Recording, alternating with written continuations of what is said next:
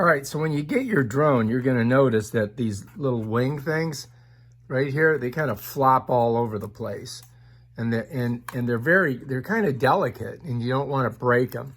So I found this cool item online right here that you can get on Amazon for, I think it was $6 for this. And what it is basically, yeah, let me open this thing. If I can get it to open. Nothing's ever easy, right? There we go. And what it does is these things here are going to protect your little wings. So check it out, watch. So if you pull your wings in like this, this will go over this part here, and it keeps those wings like smushed in there, just like that. See that? Then you can flip it over. And then on this side, you can do the same thing.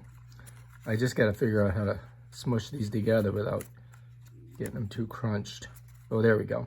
So you got to go like 2 on top, 2 on the bottom from both sides. Then you just kind of slip this over. Look at that.